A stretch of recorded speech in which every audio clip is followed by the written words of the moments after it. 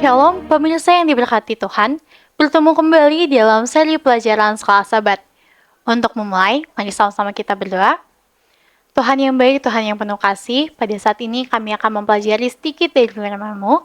Kiranya Tuhan memberkati kami supaya kami dapat mengerti apa yang kami pelajari dan menerapkannya dalam kehidupan sehari-hari kami, Tuhan. Ampuni salah kami, dalam nama Yesus kami berdoa. Amin. Pelajaran hari ini, Rabu 26 Juni 2024, berjudul Penghakiman di Masa Milenium. Kita dapat membaca dari Wahyu 20 ayat 4-6. Lalu aku melihat tahta-tahta dan orang-orang yang duduk di atasnya, kepada mereka diserahkan kuasa untuk menghakimi. Aku juga melihat jiwa-jiwa mereka yang telah dipenggal kepalanya, karena kesaksian tentang Yesus dan karena firman Allah, yang tidak menyembah binatang itu dan patungnya, yang tidak juga menerima tanda pada dahi dan tangan mereka. Dan mereka hidup kembali dan memerintah sebagai raja bersama-sama dengan Kristus untuk masa 1000 tahun. Tetapi orang-orang mati yang lain tidak bangkit sebelum berakhir masa yang 1000 tahun itu. Inilah kebangkitan pertama. Berbahagialah mereka yang kudus, ia yang mendapat bagian dalam kebangkitan pertama itu. Kematian yang kedua tidak berkuasa lagi atas mereka, tetapi mereka akan menjadi imam-imam Allah dan Kristus. Dan mereka akan memerintah sebagai raja bersama-sama dengan Dia 1000 tahun lamanya. Apakah yang dilakukan orang-orang benar selama 1000 tahun dan mengapa hal itu penting? Pemirsa, selama masa milenium, orang benar akan memiliki kesempatan untuk melihat secara langsung keadilan dan kasih Allah dalam cara Dia menangani masalah dosa. Siapakah yang tidak memiliki pertanyaan yang ingin mereka tanyakan kepada Allah tentang banyak hal?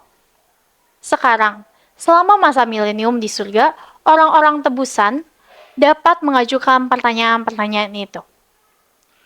Jika orang yang dikasihi atau teman dekat tidak ada di surga, orang-orang yang diselamatkan memiliki kesempatan untuk memahami keputusan Tuhan dengan lengkap. Dengan cara yang terbaru dan lebih kuat dari sebelumnya, orang-orang yang ditebus akan memahami upaya Allah yang penuh kuasa untuk menyelamatkan setiap orang yang pernah hidup. Mereka akan menyadari kembali bahwa setiap orang yang telah hilang surga karena penolakan pribadi mereka terhadap Kristus. Baru pada saat itulah Allah menjatuhkan penghakiman terakhir, kematian kedua, yaitu kebinasaannya kekal kepada mereka yang terhilang.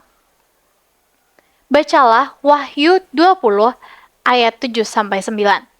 Berbunyi, dan setelah masa 1000 tahun itu berakhir, iblis akan dilepaskan dari penjaranya, dan ia akan pergi menyesatkan bangsa-bangsa pada keempat penjuru bumi, yaitu Gog dan Magog, dan mengumpulkan mereka untuk berperang, dan jumlah mereka sama dengan banyaknya pasir di laut.